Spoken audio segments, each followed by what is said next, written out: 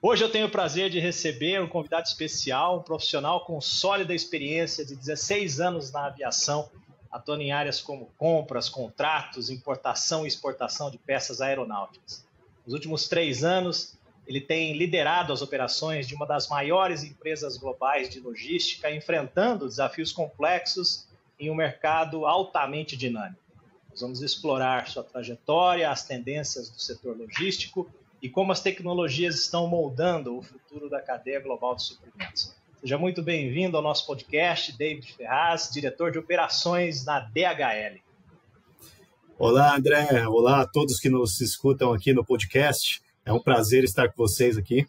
Será um bate-papo muito divertido, espero contribuir bastante e transparecer o máximo das experiências aí de maneira material e prática para vocês, tá? Sem dúvida vai ser. Muito obrigado. Cara, você tem uma experiência impressionante na aviação. 16 anos de operação e agora na logística com a DHL. Qual que foi o motivador dessa transição e como essa mudança, David, ampliou a sua visão sobre operações globais? Vamos lá, André. Na verdade, dentro da aviação, eu considero uma grande escola, né? Eu tive a oportunidade de fazer transições passando por diversas cadeiras dentro da cadeia de suprimentos. Então, passei pelo almoxarifado, passei por compras, reparos, compras emergenciais 24 horas, né? Tive sob minha gestão importação e exportação, né? Temporariamente algumas atividades aí voltadas ao warehousing, mas faltava uma visão global de como que é definir uma cadeia de suprimentos para um segmento que seja novo, para um segmento que seja versátil, entender essa resiliência, elasticidade, coisa que só um operador logístico conseguiria me providenciar, né? Então, eu já tinha bastante experiência em executar e administrar a cadeia estabelecida, mas eu não tinha nada de experiência em desenhar do zero uma solução. Então, isso me encantava, né? De sentir em determinado momento que eu só conseguiria colocar à prova todo o meu conhecimento se eu pudesse desenhar uma cadeia de suprimentos do zero, de fato, implementar, analisar sua lucratividade, sua performance operacional, e até hoje é uma grande paixão minha, né? Acho que definir um plano, perseguir ele, implantar e ver o resultado é o que mais realiza meu mundo profissional, né? Então, foi isso que acabou me motivando a fazer essa transição para a DHL. Sensacional, cara. Acho que os desafios para qualquer profissional são barreiras a serem ultrapassadas. O crescimento vem dali, né? Quando a gente sai da nossa zona de conforto, literalmente. Exato. E falando desses desafios, né, que você enfrentou ao lidar com o processo logístico na indústria aeronáutica, de partes e peças, como é essa experiência trazida para a sua atuação na DHL? Como você faz esse paralelo? Acho que existem muitas atividades correlatas, né? No final, supply chain é supply chain, mas muitas variações também. Acho que o que mais me chama a atenção, e é uma coisa que eu venho batendo com os meus times, né? Todo lugar que eu passo timing é uma coisa difícil de ser ensinada. E eu acho que não existe escola melhor do que a aviação para você entender timing, né? Você ter a urgência, ter o senso de urgência, a análise de risco, a visão preditiva daquilo que pode colapsar dentro da cadeia de suprimentos é uma coisa que você torna muito robusto na sua vivência dentro da aviação. E isso me trouxe uma vantagem competitiva muito grande dentro da DHL. Né? Quando eu olho hoje minha carteira de clientes, eu tenho diferentes necessidades e diferentes riscos, sejam eles de ruptura, de escassez, sejam eles de variação de demanda, né, de necessidade de veículos. E é muito mais fácil para mim hoje analisar tudo aquilo que pode ocasionar um problema, uma ruptura dentro da cadeia e propor o plano A, o plano B, o plano C. Então, dificilmente eu trabalho com um único plano, né? Acho que é parte da nossa obrigação frente aos nossos clientes ter essa capacidade de versatilidade. E a resiliência, você diria, para você enquanto profissional, para a própria cadeia de suprimentos, você diria que é um atributo e foi um aprendizado que acabou moldando você como líder da superação da DHL hoje? Exato. Na verdade, assim, a gente tem que pensar que hoje, quando você oferece um serviço de uma cadeia de suprimentos para um cliente, você saiu de uma área de back-office para ser um braço estratégico que desenvolve a empresa. Você pode privar ela de faturar, você pode privar ela de atingir um mercado potencial. Você tem uma série de colaterais que acabam impedindo que o plano de negócio da empresa se concretize. Então, quando a gente entende supply chain de uma maneira mais robusta, né? Não somente da atividade de levar do ponto A para o ponto B, fazer a gestão do almoxerifado e garantir uma acuracidade de inventário, de uma maneira mais ampla, essa necessidade da cadeia reagir ao que está fora do controle dela é chave para o sucesso. Né? A gente enfrentou a pandemia, a gente viu bastante disso, né? Segmento de semicondutores bastante afetado na indústria norte-americana, né? E essa mudança, né, e essa inflexibilidade ou escassez de material impactando altamente várias indústrias. Você tem razão. A cadeia de suprimentos, para se manter ativa, é um desafio bastante grande e é um cenário de alta complexidade, né? Que tendências você, David, identifica como as mais disruptivas, talvez, para o setor de logística? Como vocês estão se preparando aí na DHL? Olha, André, eu gosto muito de conceituar o que é a palavra disruptiva, né? Que a gente está numa geração, né, de uma época que a gente fala muito de inteligência artificial, big data e tudo mais, e, obviamente, a obtenção de dados e uma tomada de decisão em cima de uma estruturação de dados e digitalização traz acuracidade e velocidade, né? Mas a gente não precisa criar nenhum tipo de foguete, não. A gente tem várias soluções que são muito mais quick wins, né, que providenciam aí alguns ganhos imediatos, do que a gente pensar em realmente sair do ponto zero para direto uma operação completamente digitalizada. Isso é uma jornada, né? E dentro dessa jornada, eu vejo empresas, né, dentro de diferentes setores e com maturidades completamente distintas, né? Então, algumas estão iniciando sua digitalização, e aí quando a gente fala de digitalização, para mim, o que eu acho que é efetivo e funciona quando a gente olha uma cadeia de suprimentos, são vários interlocutores passando atividades de um para o outro, né? Quando a gente pensa em digitalização, normalmente isso acontece em silos, ao invés de em processos. E, para mim, esse é o grande equívoco. Porque é como se você criasse um setor que vai andar de Ferrari e o próximo setor que recebe essa transição de informação ou de atividade não está tão evoluído quanto. Então, você começa a criar gargalos. Então, eu tive uma experiência muito boa, né, em digitalização da cadeia de suprimentos horizontalmente, abarcando processos. Pega um processo, pega todas as áreas envolvidas e faz esse processo digital passando por todas as áreas. E vai fazendo isso de uma maneira cadenciada, passando por outras. Isso evita essa disparidade, né? Um setor avançar muito, porque você vai enfrentar dificuldades de investimento dentro de cada centro de custo. Uma área vai ter mais headcount, vai conseguir colocar alguém que consegue criar ali dashes, automação, fazer uma análise de dados. A outra não vai ter essa capacidade. Então, quando você faz horizontalmente, acho que gera um resultado expressivamente maior e você tem a opção de, como organização, olhar onde está a maior dor, né? Acho que isso é uma tendência, muitas empresas têm feito e eu vejo um resultado muito positivo. Um outro resultado positivo que eu vejo, que eu acho que as empresas têm que fazer, é as indústrias mais maduras, né? A gente pega segmentos que já estão a terceiro, quarto ano de bid da mesma estrutura de cadeia de suprimentos, fica muito difícil você conseguir tirar mais alguma coisa dali. Fazer uma análise mais abrangente sobre footprint, centro de gravidade, olhar realmente se os formatos estão otimizados da cadeia e não somente comparar a tarifa de cada etapa, também é algo que é bastante disruptivo e costuma trazer um ganho bastante efetivo. Você tocou num ponto importante desse olhar na horizontalização que você disse, e sobre o custo também, né? Então, ou seja, equilibrar essas variáveis de custo, velocidade, que eu acho que é uma variável importantíssima para o business da DHL, né? E sustentabilidade também. Como vocês vêm trabalhando soluções que consigam orquestrar essas três variáveis? Eu acho que é aí que está o grande segredo, né? Uma empresa com a robustez que tem a DHL precisa ter processos robustos, mas não pode perder a capacidade de desenhar alguma coisa extremamente customizada para um cliente. Então, acho que o que a gente faz é bastante efetivo. Existem produtos e existem setores. Essa combinação, para mim, é a grande chave da gente entender a necessidade mercadológica de cada segmento e combinar com os atributos de nossos produtos pré-fixados com uma certa flexibilidade de customização. Acho que essa combinação é realmente extremamente positiva e consegue ofertar aí uma condição favorecida para uma resposta à urgência ou para uma resposta à otimização e custo, né? E aí, acrescentando essa visão administrativa um pouco mais ampla, eu colocaria a necessidade de saber agrupar as atividades da cadeia de suprimentos de maneira mais precisa.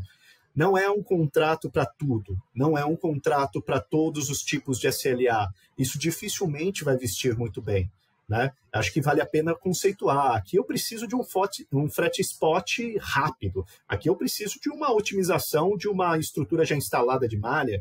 São necessidades distintas. Aqui eu preciso de um serviço de warehouse com alta curacidade de inventário. Por quê? O inventário é muito mais expressivo do que o próprio serviço da logística. Aqui eu preciso de uma velocidade no atendimento da entrega, porque o equipamento parado gera um custo muito maior do que o da logística. Entender essas características e a proposta de valor que o cliente quer levar para o cliente dele faz você definir uma solução logística coesa, né? Não adianta eu pedir performance e querer o custo de uma otimização completa, de compartilhamento de uma cadeia. Não vai casar de fato. Mas entender se você consegue usar um pouco dos dois na proporcionalidade correta é a chave do equilíbrio. É impressionante. E vocês trabalham com várias verticais da indústria. Eu acho que isso traz também a complexidade nessa customização de serviço para cada um deles, a depender, como você bem disse, do negócio cada um dos seus clientes, né? E a gente, acho que seguramente todos esses clientes, todos nós passamos há alguns anos atrás, 2 anos atrás, pela crise da pandemia Covid, e ela desequilibrou muito os fretes. O frete está muito volátil ainda hoje, né? Exato. E a gente presenciou muito gargalo logístico. Como vocês estão... Isso ainda é presente no negócio de vocês? Você ainda vê esse entrave na flutuação do frete, nos gargalos logísticos, principalmente nessa condição geopolítica em que a gente vive, né? Forçando um pouco esses movimentos que vêm sendo cada vez mais falados como friendshore, nearshore. Como seus clientes vêm sofrendo esse impacto? Como você vê esses gargalos todos nas operações da DHL? Legal. É importante conceituar, André, que assim, a DHL é um grupo muito grande, né, e tem seus silos, né, de interação. Então, eu vou opinar dentro daquilo que existe na minha carteira e na minha vivência profissional. Tá? Então, o que eu tenho observado, eu vejo muita mudança de empresas que tinham uma cadeia extremamente globalizada e que, para otimização de custo, toleravam transportes de mais complexos e de longa distância. Então, eu vi, sim, uma certa verticalização em alguns segmentos. Né? Vejo também uma nacionalização bastante efetiva da indústria no que tange a cadeia de suprimentos, para reduzir essa dependência de parceiros que possam estar suscetíveis a essa condição macroeconômica. A variação cambial é um outro fator que continua instável, né? Continua impactando muito isso. Então, quando você faz uma análise de ano contra ano, por mais que o frete internacional continue a crescer, você tem um desbalanceamento bastante significativo. Houveram picos, né? Houveram fretes emergenciais que aconteceram ao longo da pandemia, né? Que geram dados que não vão ser condizentes com o que a gente pratica hoje. Então, uma análise financeira desse período ela é bastante complexa. A gente tem que ter bastante calma no momento de analisar.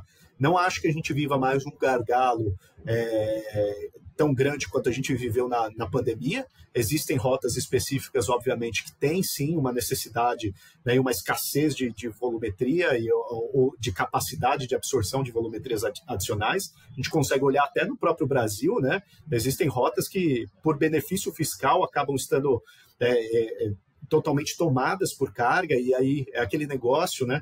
A logística é um segmento que 99 é melhor do que 101. Né? E eu vou te explicar esse conceito, e acho que é importante a gente ter isso claro. 99% de ocupação é melhor do que 101, porque 101 você precisa colocar uma nova infraestrutura disponível para absorver essa volumetria. Então, aí é um ponto que a gente ainda vai ter que lidar um pouco com isso. Os pontos de alta volumetria são realmente desafiadores, né? Até que ponto vale a pena você dobrar a sua capacidade produtiva para ter uma resposta efetiva naquela rota. esse é um desafio diário da logística, é um desafio que perdura para rotas específicas, né, independente do efeito da pandemia ou da variação cambial. Tá, agora, você vem de uma área que te forjou enquanto profissional, né? Como você mesmo disse ali, dessa transição e da experiência que você traz como bagagem. Eu entrevistei o vice-presidente de operações da Embraer, de logística de materiais da Embraer. E foi muito curioso o bate-papo, porque do processo de produção de um avião, uma das etapas mais complexas é a regulamentação. Então, é uma área que é ultra-regulamentada, né? Que outras práticas você traz, né, de aprendizado da gestão logística desse setor que você diria que você conseguiu implementar na DHL, trazendo um paralelo da aviação para a logística pura que a DHL faz? Olha, André, esse tema é muito interessante. Acho que 2 anos atrás eu escrevi um artigo que até foi publicado no Mundo Logístico sobre conhecimentos aeronáuticos aplicados ao mundo da logística, né? Onde eu abordo exatamente esse tema. Então, é um artigo interessante, te convido a ler, posso até compartilhar contigo depois. É um artigo onde eu trato a questão do controle de serialização, controle de softwares e versionamento que existem disponíveis dentro das peças e essas capacidades de unitização que é uma solicitação do segmento aeronáutico, né? Então, dentro do segmento aeronáutico, é muito comum que você tenha que rastrear o ciclo de vida de um produto de ponta a ponta. De onde foi fabricado, quantas vezes foi para reparo, quantas vezes retornou, agregar ali a cada atividade da cadeia de suprimentos a documentação propícia para isso, e esse nível de controle e regulamentação eleva a barra, né? E aí, quando a gente olha, hoje a gente atua com os melhores segmentos, com os melhores WMS de mercado e tudo isso. Mas a aviação é um ponto desafiador para a cadeia de suprimentos, porque não são todos os controles sistêmicos que eles pedem ali que estão disponíveis em WMS de mercado. Não são todos os processos ali que são da expertise de todos os operadores logísticos. Então, eu acho que tem um valor tremendo no entendimento do fluxo e do ciclo de vida do produto, tendo em vista que o valor do inventário é muito elevado, e aí você vai encontrar uma similaridade enorme disso em equipamentos médicos, uma similaridade enorme desse tipo de necessidade de controle e atividade no segmento de elevadores, né?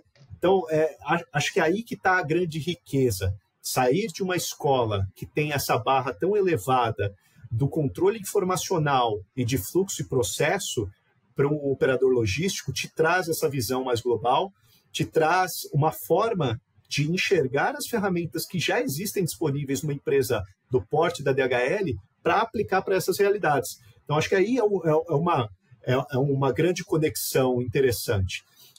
O formato de controle dos ciclos de utilização e de inventário do lado da aviação é extremamente agressivo, né? E eu acredito que isso faz toda a diferença quando a gente traz para o nosso dia a dia. Muito bom, David. E nessa entrevista que eu fiz com o Alex da Embraer, ele trouxe um conceito próprio da aviação, que é o AOG. Ele explicou que é o Aircraft on Ground. É o momento que a aeronave está parada e ela precisa de um atendimento emergencial, porque a aeronave no chão é custo, né?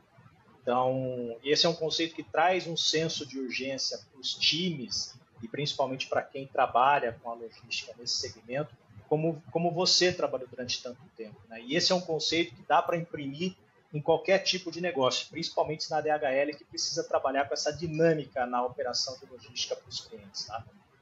Exato. E acho que esse ponto do AOG, ele tem uma oportunidade muito grande de multiplicação das indústrias, mas ele também tem uma oportunidade de aprendizado do lado da aviação, que eu só pude notar quando eu fiz a transição para um operador logístico. A banalização do AOG dentro da aviação causa uma elevação de custos e uma falta de capacidade de consolidação de carga tremenda, né? Então, a frieza do critério de se adotar um AOG, né, do critério de se adotar a máxima e emergencial logística disponível no mercado, ela tem que ser muito bem ponderada, né? Porque, inevitavelmente, quando você faz um transporte de alta performance, você tem que ter poder de resposta. E poder de resposta é ativo parado. Seja isso inventário, seja isso um carro esperando, seja isso um voo next flight, um frete dedicado. Então, esse casamento é muito interessante. Né? Eu trago da aviação para dentro do operador logístico uma visão da urgência, do rush, do colateral que pode ser gerado a partir de uma ruptura de cadeia de suprimentos que a aviação tem latente dentro dela e da criatividade de solução disso.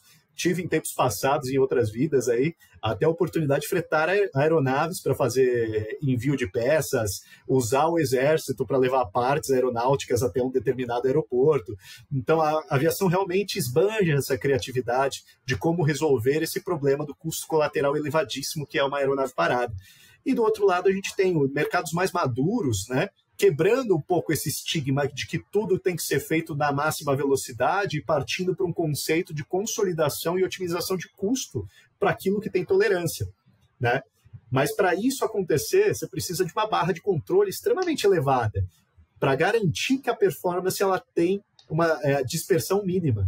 E esse é o grande segredo da combinação dos dois fatores. Se você tem precisão naquilo que você propõe como solução logística, e você tem uma dispersão baixa, você consegue tomar o risco de esperar 2 dias mais e consolidar essa carga, você consegue tomar o risco de usar um transporte fracionado em vez de um carro dedicado.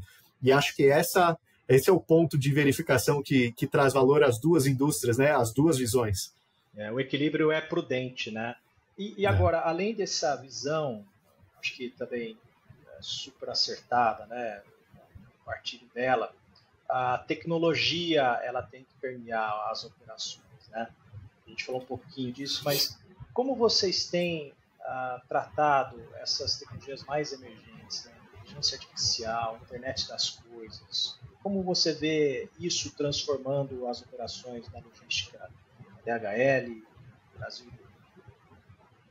Eu acho que olhar para o futuro é muito importante, né?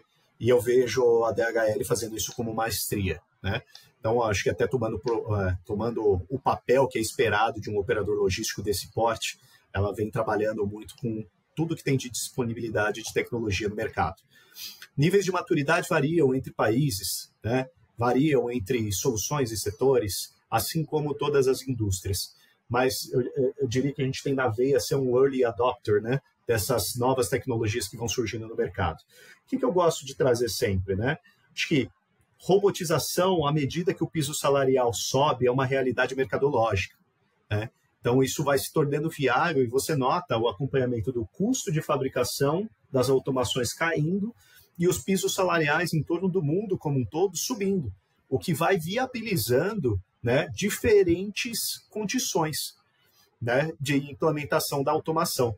Quando a gente olha um país com a complexidade do Brasil, e aí eu gosto de trazer o exemplo dos Estados Unidos, né, onde determinados setores têm uma área de um tanto de empregabilidade que é impossível você contratar mão de obra, né, e ainda tem os temas aqui bastante da nossa realidade brasileira de processos trabalhistas, também é uma coisa que vale a pena ser observada. Dependendo da composição do cesto de custos da sua empresa, essa automação, essa robotização, a hora que você consegue fazer um cálculo de total cost preciso, e para mim esse é o grande desafio da viabilização das tecnologias no Brasil, é o controle dos custos de maneira mais holística na organização, para você poder implementar isso, né? Então, acho que a automação é uma grande tendência para operações de alta escala. Não adianta querer buscar uma automação, né, um investimento de CAPEX muito elevado para contratos de curto prazo, para operações que fazem movimentações unitárias, dificilmente vai se sustentar, mas onde você enfrenta a dificuldade de contratação, alto turnover e uma escala muito maior que rentabiliza aquele asset, vai ser uma puta tendência. No futuro vai ser algo bastante explorado. Quando a gente olha para inteligência artificial, dos fatores preditivos de demanda, é super utilizado. A gente vem adotando isso em diversas operações e acho que é algo que está sendo cada vez mais incentivado, né? Então, claro, essa curva de inovação, como eu disse, é uma jornada. Normalmente, as empresas passam pela formação do data lake. Então, o que é isso? É você transformar o dado em dado útil. Faz ali seu bolsão de dado útil. E em cima disso, você vai conseguir colocar algum machine learning, vai conseguir vestir uma inteligência artificial para comparar padrões, usar um big data. Então, a construção que eu observo hoje nas indústrias em geral dessa base de dados já está no estágio um pouco mais maduro. Como tomar proveito desses dados para tomar decisões no dia a dia da cadeia de suprimentos é o próximo passo que eu vejo. Tá? Eu vejo muitas empresas outliers, a gente utilizando mesmo, né? Eu não tomo a DHL como parâmetro, como eu disse, é um early adopter, né? Então a gente utiliza de diversas tecnologias, mas eu vejo muitas indústrias caminhando para essa automação da tomada de decisão frente à obtenção do dado em tempo real. Acho que essa é a realidade que a gente mais vai encontrar disponível no mercado mundial.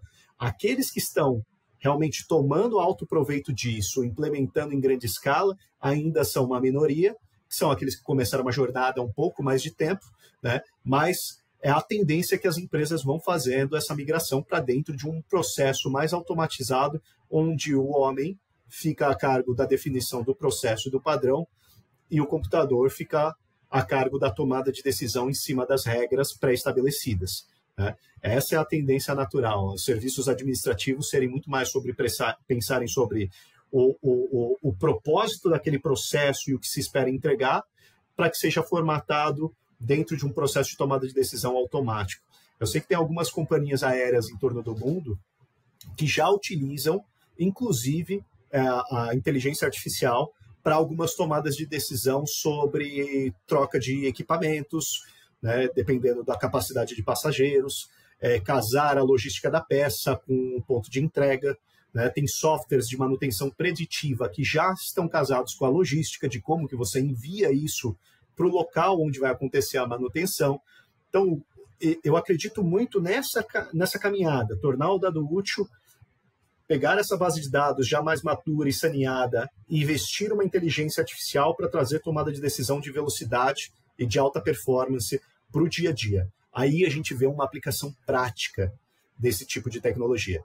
Né? Somente para gerar indicadores e a gente pilotar a empresa pelo retrovisor funciona, mas não é o que vai definir o teu futuro, tua competitividade e a curto prazo. Né?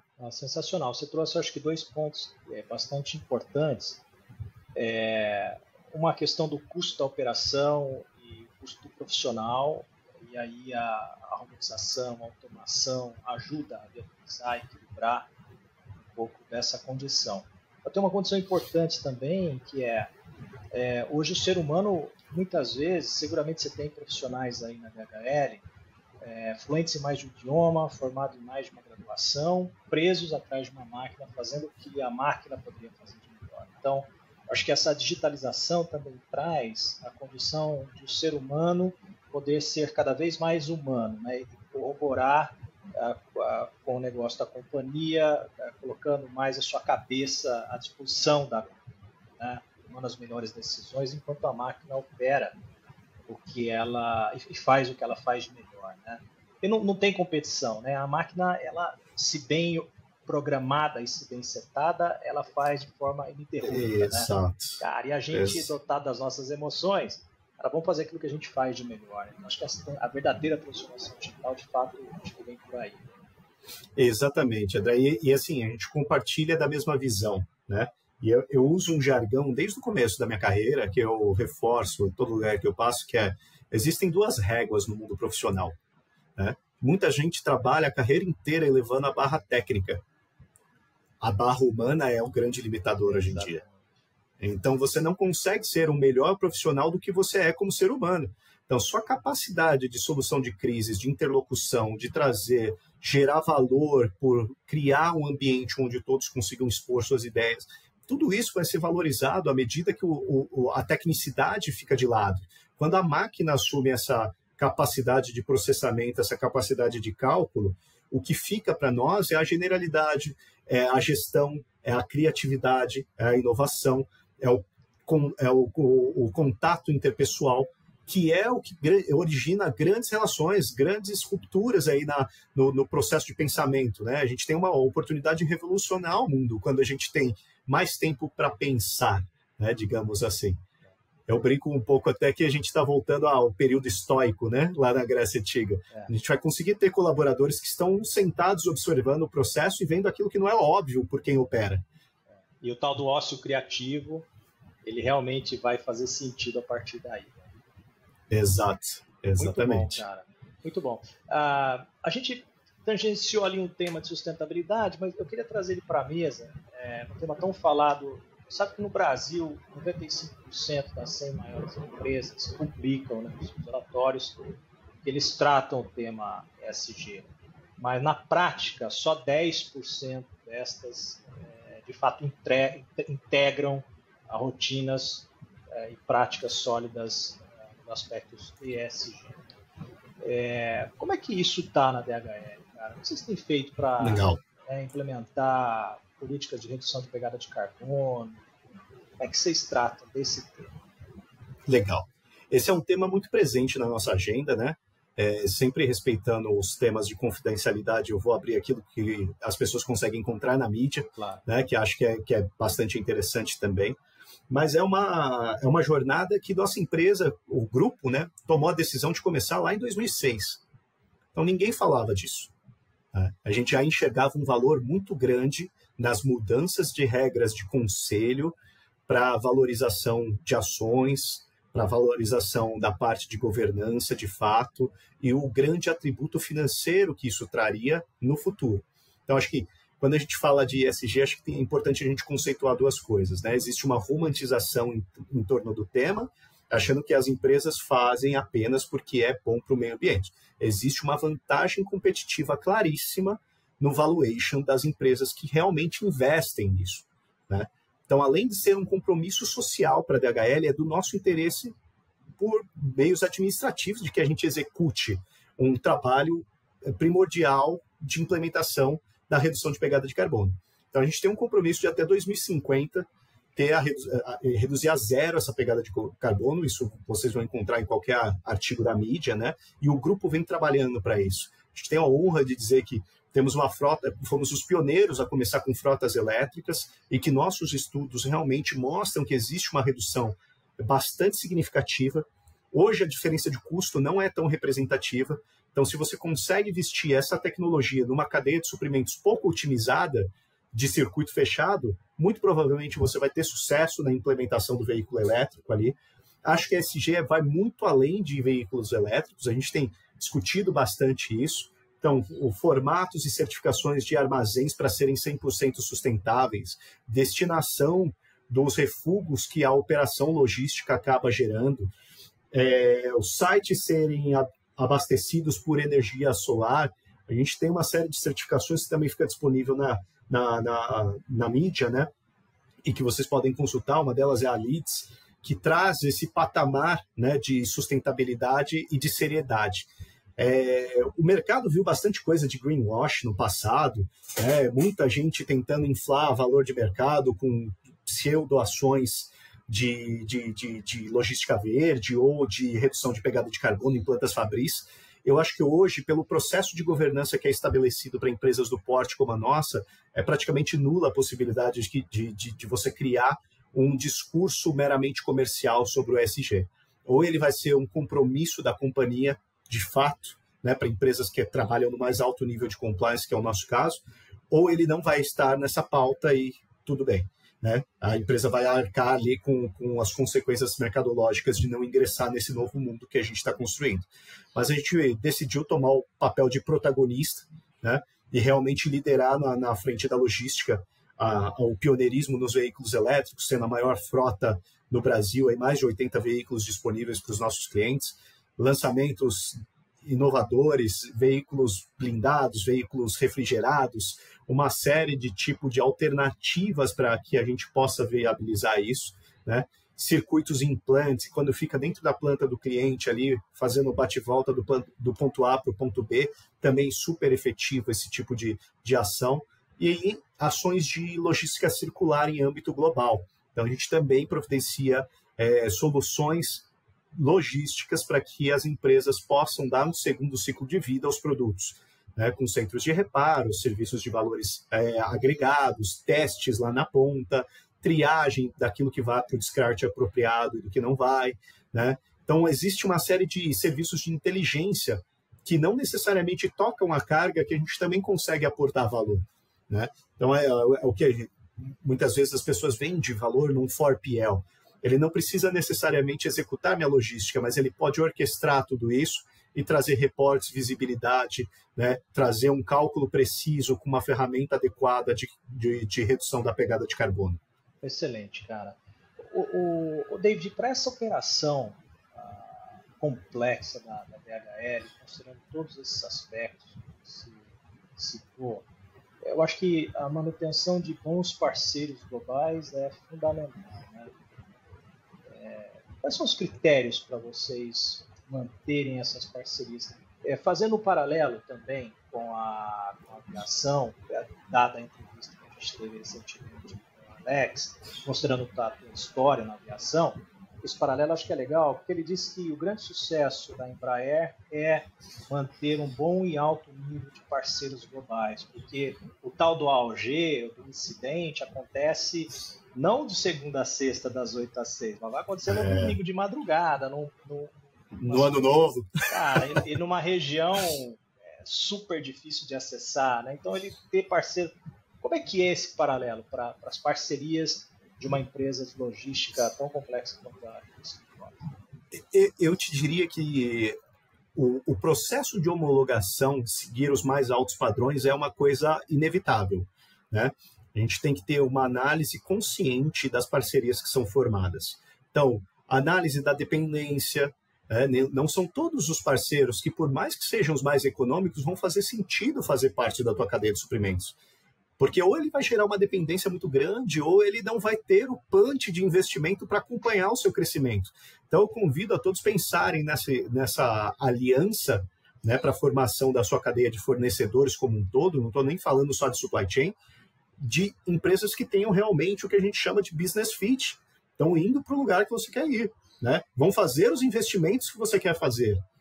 Senão, você vai estar sozinho investindo para pessoas que vão ser body shop, mais baratas, né? Ali só executando aquilo que você vai dando como tendência para essa cadeia. Então, acho que é legal quando a gente consegue fazer uma viagem conjunta, né? Quando se encontram parceiros que têm a mesma visão de compliance, a mesma visão de ESG, a mesma visão de crescimento e capacidade, elasticidade de demanda, você tem uma relação de sucesso. E é o que a DHL busca fazer, né? A gente tem books de homologação de todos os parceiros que a gente tem. Para muitos deles, a gente tem representantes da DHL auditando um processo robusto de auditoria desses parceiros, né?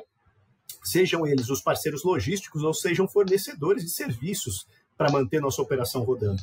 Então, isso fica com uma área que faz essa administração de maneira globalizada para esses parceiros, garantindo o mesmo estándar.